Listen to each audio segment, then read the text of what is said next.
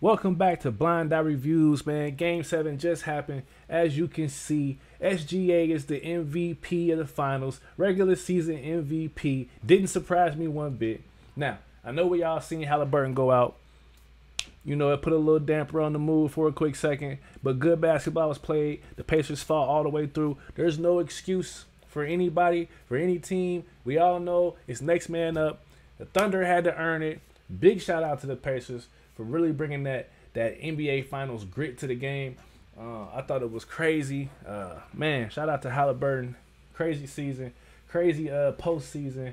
Legendary postseason, honestly. You know, injuries suck, man. It's probably one of the worst parts of the game we love. And, man, you know, but, yeah, 103-91. It was hard fought, man. I ain't gonna lie, it was a couple of times where I didn't know. I didn't know if OKC was gonna be able to pull it out. It just looked a little shaky, and that's what happens with injuries sometimes. Sometimes injuries shake up the whole place. You know, it's not just the team whose player got injured. The other team, it goes into their mind too. You know, it causes them to think a little bit more too. And so, you know, we got blessed though. We got blessed with a really good NBA Finals. I think people been complaining. And I think those are people that don't love the game. You know, I think we got a lot of really good basketball out of this series. Like, a lot of really good basketball, man. And, I mean, I honestly couldn't ask for more, if I'm being honest, you know. You see them boys hosting that trophy up over there. You know, it really happened for them. Clap it up one time for OKC. Big Game 7. I will be back with a bucket breakdown to kind of, you know, break down some of the buckets from this game, some of the big key buckets that actually led to this being a successful Game 7 for OKC, because the Pacers were right there. You know, we're not going to act like this was an easy game for the Thunder. We're not going to act like, you know, we don't know about sports and anybody can win any given Sunday. Anybody can step up. Halliburton was injured earlier in the series, you know. This was a thing that it shouldn't shock people too much. He was injured earlier in the series, and he just, you know, he played on it when he shouldn't have, so he probably should have rested that game. Who knows, you know, but, man, sorry the NBA season over with. But the offseason is off to a really crazy start already, because earlier today we just had one of the craziest trades happen. The Phoenix Suns are sending Kevin Durant over to Houston for Jalen Green, Dylan Brooks, the number 10 pick in the draft, and 5 second-round picks. What? What? Houston, we have a problem. And it's a 37-year-old vet who's not a leader. He is not a locker room leader. He's gone to multiple franchises and never took accountability for where the franchise went. He's gotten multiple coaches fired. This is the guy you guys think LeBron is.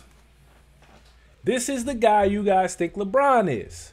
He's a journeyman. He's a glorified journeyman. He has 2 Finals MVPs because he played with a glorified sharpshooter. You know, Steph Curry. Hey, the greatest sharpshooter we know. But again, he's not top 5, you know. And Kevin Durant was able to get 2 Finals MVPs underneath him because why? Because Kevin Durant was wide open all game because everybody was guarding Steph. Everybody was guarding Clay. You know what I'm saying? So, Houston, I don't know what y'all doing. Now, the Jalen Green aspect of this, I do get. Jalen Green had his chance to prove his worth, and he failed kind of miserably, honestly. So I do get that. Dylan Brooks was a terrible person to let go. He just became the voice of y'all locker room, the voice on the court. Now you got Fred VanVleet, Jabari Parker, Alfred Sengun, Kevin Durant, and the young Thompson twin. That is a horrible defensive lineup. Fred VanVleet is food. Jabari Parker is too small. Sengun's too slow.